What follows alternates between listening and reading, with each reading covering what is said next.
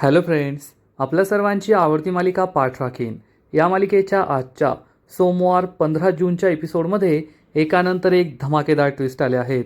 मग नेमकं घडले तरी काय?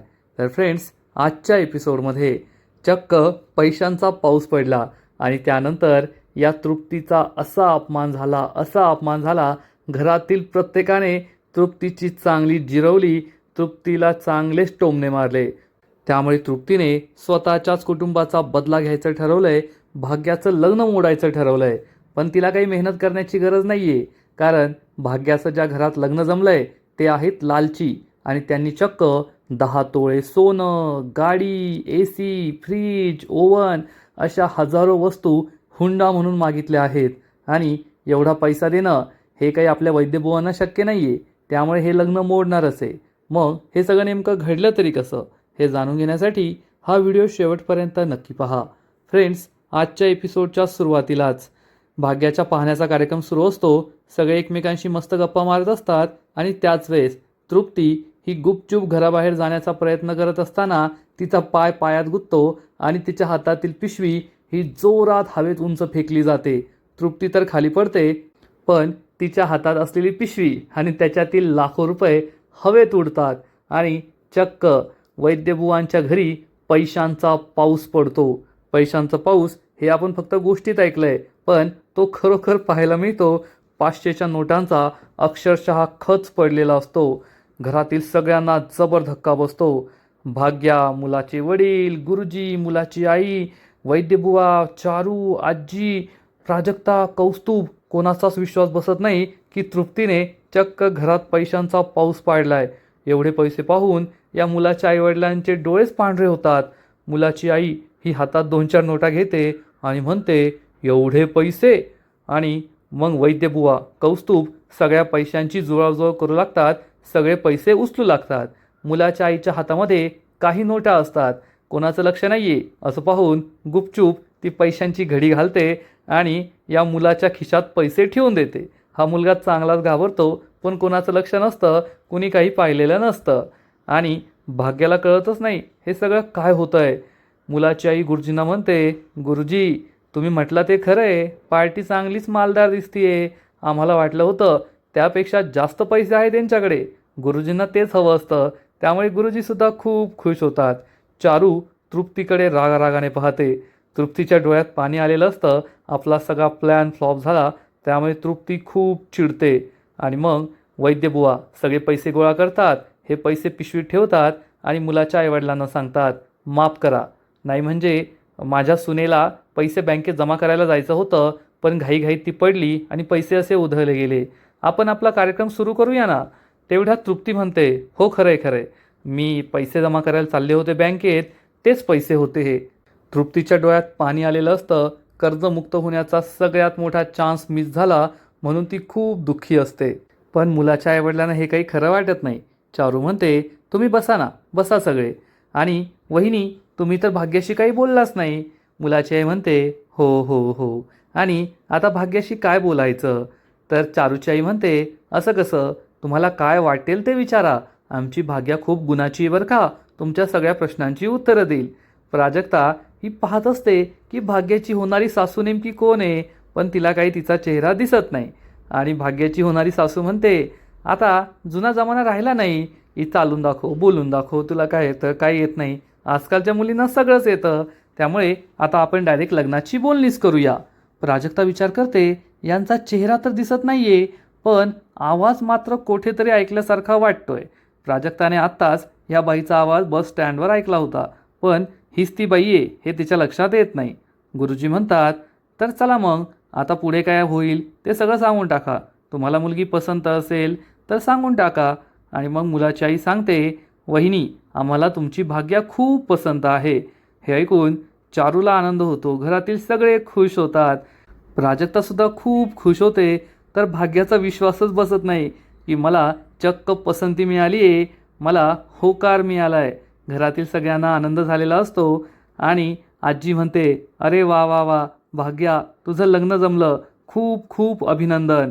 आणि चारू म्हणते, चला मग आता लग्नाची पुढची बोलणी करून घेऊया. पण तेवढ्यात मुलगा म्हणतो, नाही, अजून लग्न जमलेलं नाहीये. हे ऐकून भाग्या, प्राजक्ता, घरातील सगळ्यांना खूप टेन्शन येतं. नवरा मुलगा असं का बोलला की लग्न जमलेलं नाही आहे? तर हा मुलगा म्हणतो, मला तर मुलगी पसंत आहे, पण भाग्याला मी पसंत आहे की नाही हे विचारलं नाही ना अजून. तिला पसंत असेल तरच लग्न जमेल. घरातील सगळ्यांना बरं वाटतं.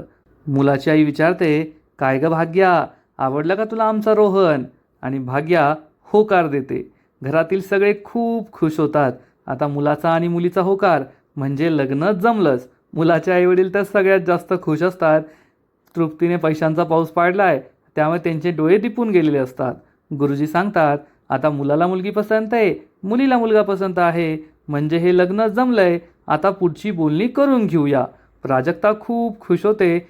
चारूला सुद्धा आनंद झालेला असतो. वैद्यबुवा म्हणतात, हो ना, आता लग्नाची पुढची बोलणी करायची. आता ही सोयरीक जमलीये. मुलाचे आईवडील हो म्हणतात. खूप खुश असतात. आजी म्हणते, बाळा, आता तुझं लग्न जमलं बरं का. त्यामुळे भाग्या लाजते, खुश होते. चारूचा आनंद तर गगनात मावत नसतो. फक्त तृप्ती तेवढी नाखुश असते, तोंड वाकडं करते. आजी म्हणते, अगं चारू, पाहत काय बसलीये? जा, पेढे घेऊन ये, सगळ्यांचं तोंड गोड कर. प्राजक्ता ही पडद्याआड लपून पाहत असते. चारू रूममध्ये येणार, त्यामुळे ती लगेच मागे जाऊन उभी राहते. चारू ही स्वयंपाकघरात येते. प्राजक्ता बिचारी तिच्याकडे हसून पाहते, पण चारू ही नेहमीप्रमाणे तिला डोळे दाखवते आणि म्हणते, पेढे दे. प्राजक्ता तिच्या हातात पेढ्याचा डबा देते. चारू तिच्या हातातून पेढ्याचा बॉक्स घेते आणि बाहेर निघून जाते. प्राजक्ताला वाईट वाटतं, पण शेवटी भाग्याचं लग्न जमलं याचा आनंदही तिला झालेला असतो. मग चारू एक एक करून सगळ्यांना पेढा देते. मुलाला तर स्वतःच्या हाताने पेढा भरवते. प्राजक्ताला खूप आनंद होतो. तिला मुलगा दिसतो. मुलगा छान आहे, त्यामुळे ती खुश होते. भाग्या तर खुशच असते. चारू एक एक करून मुलाची आई, मुलाचे वडील, मग बाकीच्या सगळ्यांना पेढा देते. प्राजक्ताची वेळ येते. चारू तिच्याकडे रागारागाने पाहते. तिने जे गुण नाही पैसे उधळले हे तिला बिलकुल आवडलेलं नसतं. तृप्तीसुद्धा खूप घाबरलेली असते. मग स्वतःच्या हाताने ती भाग्याला सुद्धा पेढा भरवते. वैद्यबुवांना पेढा देते. सगळे खूप खुश असतात की शेवटी भाग्याचं लग्न जमलंच. आणि इकडे प्राजक्ता मुलगा कोण आहे, मुलाची आई कोण आहे हे पाहण्याच्या नादात एक भांडं किचनमध्ये जोरात खाली पाडते. सगळ्यांना हा आवाज येतो. सगळे किचनकडे पाहतात. मुलाची आई विचारते, हा आवाज किचनमधून आला ना? किचनमध्ये कुणी आहे का? भाग्या म्हणते, थांबा, मी पाहून येते. तिला प्राजक्ताला भेटायचं असतं. ती उठून जाणार, तर चारू तिला थांबवते आणि म्हणते, थांब बाळा. मुलाचे वडील विचारतात, किचनमध्ये कुणी आहे का?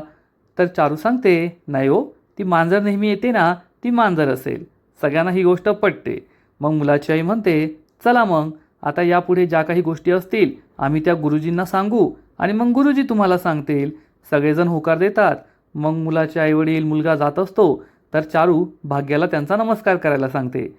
भाग्या या सगळ्यांना नमस्कार करते आणि मग सगळेजण त्यांचा निरोप घेऊन तेथून निघून जातात. तृप्तीला माहीत असतं की आता तिची चांगली जिरणारे सगळेजण तिची चांगली जिरवतील, तिच्याकडे मोर्चा वळवतील. त्यामुळे तृप्ती घाबरते आणि हे सगळे पाहुणे गेल्यानंतर भाग्या ही लगेच किचनमध्ये येते. प्राजक्ता किचनमध्ये खाली मान घालून उभी असते. तिला माहिती आहे भाग्या आता तिला काही सोडणार नाहीये. भाग्या प्राजक्ताला जाब विचारते, तू थोडी मंद आहेस का? तू किचनमधून बाहेर का नाही आली? आणि सकाळपासून तू कोठे गेली होती? आज तू मला तयार करणार होती ना, पण तू घरात नाही थांबली. मग परत आली तर मला भेटायला नाही आली. येथे माझं लग्न जमलंय, त्यांनी मला पसंत केलंय, मला होकार दिलाय, पण तू तेथे नव्हती. हे पाहण्यासाठी सुद्धा तू तेथे नव्हती. प्राजक्ता ही तशीच मान खाली घालून उभी असते.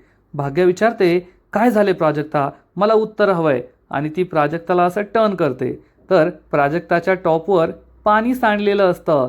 भाग्या विचारते, हे काय झालं? आणि प्राजक्ताला आठवतं की थोड्या वेळ आधी तिने स्वतःहूनच स्वतःच्या टॉपवर पाणी सांडून घेतलं होतं.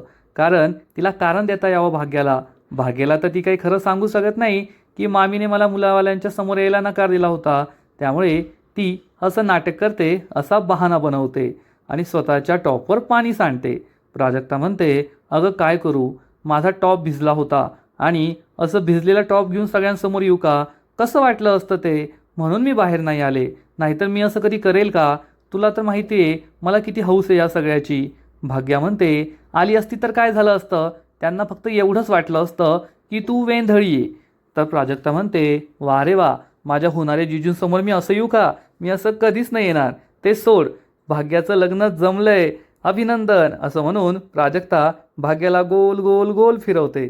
पण तेवढ्यात या दोघींना बाहेर ओरडण्याचा आवाज येतो.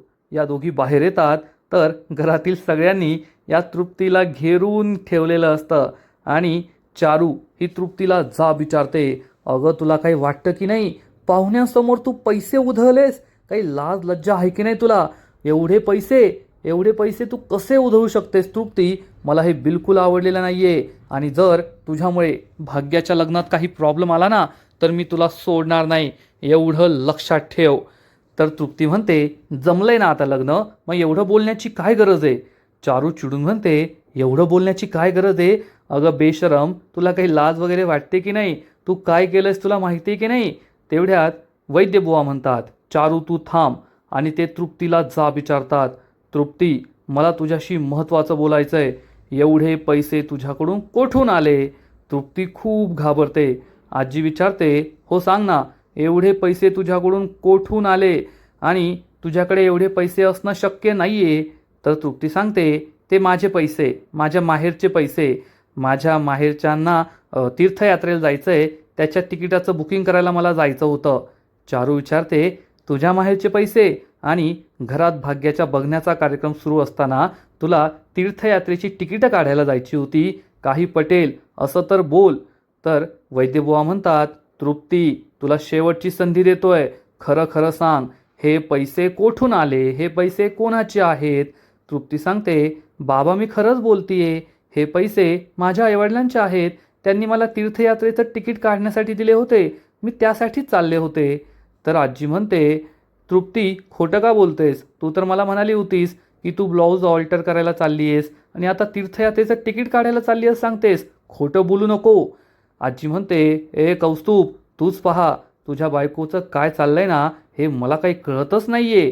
तृप्ती ही कौस्तुभकडे पाहून इशारा करते, माझी बाजू घे, माझी बाजू घे.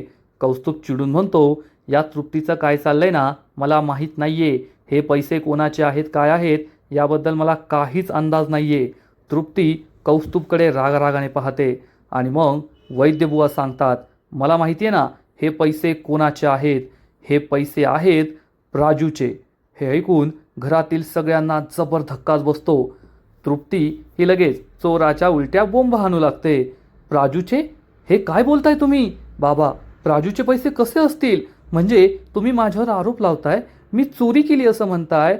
कौस्तुभ पाहतोयस ना, या घरात माझ्यावर चोरी केल्याचा आरोप लावताय सगळे. हे ऐकण्याआधी मी मरून का नाही गेले? मी कशाला जिवंत राहिले? घरातील सगळे तिचं हे नाटक पाहत असतात, पण सगळ्यांना कळतं हे तिचं नाटक आहे. तर भाग्या म्हणते, थांब वहिनी, प्राजक्ताचे पैसे ना आमच्या कपाटात होते, मी ते आणते, मग कळेल कोण खरं बोलतंय आणि कोण खोटं बोलतोय. असं म्हणून भाग्या जात असते. तेवढ्यात तृप्ती तिला थांबवते, थांब भाग्या. पण भाग्या काही थांबत नाही. मग वैद्यबुवा तिला थांबवतात, थांब भाग्या. तर भाग्या म्हणते, बाबा मी करते ना चेक, खरं खोटं लगेच कळून येईल. तर बाबा सांगतात, मी चेक केलंय आणि हे पैसे प्राजूचेच आहेत. तृप्ती आणि घरातील सगळ्यांना मोठा धक्काच बसतो. प्राजक्ताला कळतच नाही की तृप्ती वहिनीकडे माझे पैसे कोठून आले आणि हे पैसे तिने का घेतले. वैद्यबुवा सांगतात, हे पैसे जेव्हा मी पतपेढीतून काढून आणले आणि प्राजूला देण्याआधी ते मी देवासमोर ठेवले होते आणि या पैशांवर एका बंडलवर मी हळद कुंकूसुद्धा लावलं होतं आणि यातील एक बंडल त्याच्यावर सुद्धा हळद कुंकू लावलंय. असं म्हणून वैद्यबुवा सगळ्यांना हा नोटाचा बंडल दाखवता. यावरून सगळ्यांना समजतं की ते खरं बोलताय आणि तृप्तीनेच प्राजूचे पैसे चोरले आहेत. वैद्यबुवा तृप्तीवर खूप चिडतात आणि तिला जाब विचारतात, तृप्ती आता तरी कबूल कर, हे प्राजक्ताचेच पैसे आहेत. तू स्वतःच्याच घरात चोरी केली. अगं तुला आजपर्यंत मी काय कमी केलं? सून म्हणून नाही तर मुलगी म्हणून या घरात वागवलं. कधीच माझ्या मुलींमध्ये आणि तुझ्यात फरक केला नाही आणि तू स्वतःच्याच घरात चोरी केली. असं का वागलीस तू? तृप्ती मान खाली घालते. आजी चिडून म्हणते, अगं तुला लाज नाही का वाटली स्वतःच्याच घरात चोरी करायला? निर्लज्ज कुठली. मग चारू तृप्तीला जाब विचारते, काय गं तृप्ती, तू तर तुझ्या माहेरचं सदा ना कदा गुणगान करत असतेस, माझं माहेर असतंय, माझं माहेर तसं आहे. मग तुझ्या माहेरच्यांनी तुला हे शिकवलं नाही का? चोऱ्या माऱ्या करायला शिकवलं का? तृप्तीला खूप राग येतो. प्राजक्ता विचारते, वहिनी तू माझे पैसे चोरले, असं का केलंस तू? माझा तर विश्वासच बसत नाहीये. मग आजी म्हणते, अरे कौस्तुभ, आतासुद्धा गप्पच बसणार आहे का? काही बोल तुझ्या बायकोला, विचार तिला जाब, तिने असं का केलं? कौस्तुभ अजूनही गप्पच बसतो आणि तृप्ती ही मान खाली घालून उभी राहते. वैद्यभाव म्हणतात, प्राजक्ता, यात फक्त तिची चूक नाहीये तर तुझी चूक आहे. मी तुला पैसे सांभाळून ठेवायला सांगितले होते ना. घरातून पैसे चोरीला गेले पण तुला अजून कळलेलं नाहीये. यामध्ये तुझी खूप मोठी चूक आहे. प्राजक्ता गप्प बसते. तर भाग्या म्हणते, बाबा आता एक काम करा, हे पैसे ना घरात ठेवूच नका, घरातील सगळे पैसे बँकेत ठेवून या. वैद्यबुवा म्हणतात, हो प्राजक्ता, उद्याच आपण बँकेत जाऊया आणि सगळे पैसे तुझ्या अकाउंटवर जमा करूया. घरात पैसे ठेवणं खूप रिस्की आहे. आता तरी कमीत कमी हे पैसे जपून ठेव, उद्या सकाळी जाऊपर्यंत. प्राजक्ता हो म्हणते आणि मग घरातील सगळेजण तृप्तीला डोळे दाखवत दाखवत तू चोर आहे, तू चोर आहे असं तिला भासवत तेथून निघून जातात. तृप्ती तेथे एकटीच उभी राहते. हा अपमान तिला सहन झालेला नसतो. तृप्ती चिडून म्हणते, अपमान, अपमान आणि फक्त अपमान. या घरात मला फक्त अपमान मिळालाय. आज तुम्ही माझा खूप अपमान केलाय. आता मी सहन करणार नाही. तुम्ही त्या भाग्याचं लग्न जमवायला निघालाय ना. आज या घरात तुमच्यासमोर मला मान खाली घालावी लागली, पण मी तुम्हाला अख्ख्या जगासमोर मान खाली घालायला लावणार. या भाग्याचं लग्न मी कसं मोडते ना, ते तुम्ही पाहतच राहा. असा ठाम निर्धार ही तृप्ती करते, बदला घेण्याचं ठरवते. आणि मग दुसरा दिवस उजाडतो. प्राजक्ता ही सूर्यवंशींच्या घरी ट्युशनसाठी आलेली असते आणि सगळ्यात आधी अंबिकाला पेढा देते, लाडू देते आणि सांगते की माझ्या बहिणीचं लग्न जमलंय. अंबिका लाडू घेऊन खाते. प्राजक्ताच्या मागे प्रीती असते. प्राजक्ता म्हणते, प्रीती मॅम तुम्ही सुद्धा घ्या, तुम्ही सुद्धा तोंड गोड करा.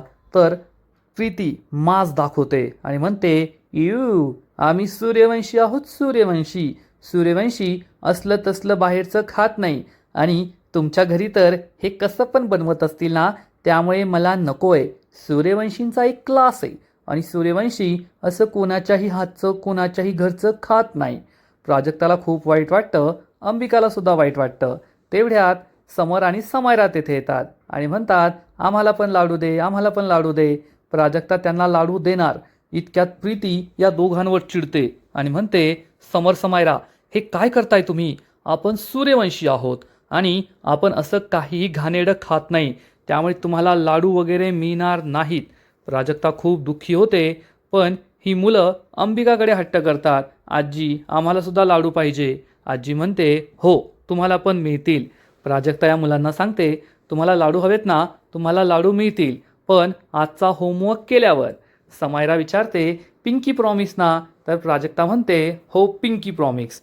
प्रीतीला खूप राग येतो. प्रीती चिडून म्हणते, ए प्राजक्ता, तुझी हिंमत कशी झाली? मी तुला सांगितलं ना माझ्या मुलांना काही द्यायचं नाही, मग तू त्यांना कसं प्रॉमिस केलं? तुझी एवढी हिंमत? प्राजक्ता म्हणते, प्रीती मॅम मुलं हट्ट करत होती ना म्हणून मी असं म्हणाले. तुम्ही टेन्शन घेऊ नका, मी त्यांना लाडू देणार नाही. अभ्यास करता करता ते विसरून जातील. आणि तेवढ्यात तेथे सुलक्षणा येते आणि विचारते, मला लाडू मिळेल का? हे ऐकून प्राजक्ता खूप खुश होते. सुलक्षणा स्वतःहूनच लाडू घेते आणि लाडू खाते आणि प्राजक्ताला बहिणीचं लग्न जमल्याबद्दल शुभेच्छा देते. लाडू खूप छान झालाय म्हणून प्राजक्ताचं कौतुकसुद्धा करते. प्राजक्ताला आनंद होतो, पण प्रीतीला कळतच नाही की ही सुलक्षणा या प्राजक्ताच्या एवढ्या पुढं का करतीये, नेमका मॅटर आहे तरी का? आणि प्रीती म्हणते, पण मोठे आई. सुलक्षणा तिच्याकडे रागारागाने पाहते आणि डोळ्याचा धाक दाखवते. प्रीतीची बोलतीच बंद होते आणि आजचा एपिसोड येथेच संपतो. फ्रेंड्स, पाठ राखीन या मालिकेचा आजचा एपिसोड खरंच खूप भारी होता, इंटरेस्टिंग होता. प्रीती ही आपला मास दाखवायचं कमी करत नाहीये, पण सुलक्षणा तिची चांगलीच जिरवतीये आणि तिकडे तृप्तीची जिरली आहे. शेवटी चोरी केली, ती चोरी उघड झाली. प्राजक्ताचे पैसे वाचले हे पाहून बरं वाटलं, पण तृप्तीने आता बदला घ्यायचं ठरवलं आहे आणि ती कसा बदला घेते हे पाहावं लागेल. फ्रेंड्स, पाठ राखीन मालिकेचा आजचा एपिसोड तर भारी होता, पण पुढील एपिसोड आणखीन भारी असणारे, आणखीन मोठा ट्विस्ट या मालिकेत येणार आहे. मग नेमकं घडणार तरी काय? तर पाठ राखीन मालिकेच्या पुढील एपिसोडमध्ये आपण पाहू की गुरुजी हे मुलाकडील लोकांच्या अपेक्षा घेऊन वैद्यबुवांच्या घरी येतील आणि सांगतील, मुलाकडील लोकांना खूप अपेक्षा आहेत, त्यांना 20 तोळे सोनं हवं आहे, त्याचबरोबर त्यांना एक गाडी हवी आहे तसंच त्यांना सोन्याचा हार, सोन्याची अंगठी हवी आहे आणि मुलाच्या या अपेक्षा आहेत. त्याचबरोबर मुलाच्या बँगलोरच्या घरामध्ये AC, cooler, fridge, microwave oven, TV या सगळ्या इलेक्ट्रॉनिक वस्तू हव्या आहेत आणि या सगळ्या अपेक्षा ऐकून घरातील सगळ्यांना जबर धक्का बसणार. तसंही वैद्यबुवांची एवढं काही करण्याची परिस्थिती नाही आहे, त्यामुळे त्यांना खूप टेन्शन येईल. चारूचा चेहरासुद्धा पडणार आणि इकडे सुलक्षणा ही प्राजक्ताला म्हणेल, प्राजक्ता तुझ्या बहिणीचं लग्न जमलं आहे, लग्नात पैशांची गरज असते, तुला काही पैसे हवे असतील तर नक्की मला सांग. प्राजक्ता हो म्हणेल आणि मग त्यानंतर आलोक आणि प्राजक्ताची भेट थोडक्यात हुकणार. तर फ्रेंड्स, तुम्हाला सुद्धा पाठ राखीन ही मालिका आवडते का? नक्कीच कमेंट करून सांगा आणि या मालिकेचे असेच नवीन नवीन एपिसोड, नवीन नवीन अपडेट सर्वात आधी पाहण्यासाठी व्हिडिओला लाईक करा, शेअर करा, चॅनलला सबस्क्राईब करून बेल आयकॉनवर क्लिक करा. म्हणजे या मालिकेचे नवीन नवीन एपिसोड तुम्हाला सर्वात आधी पाहायला मिळतील. खूप खूप खूप धन्यवाद.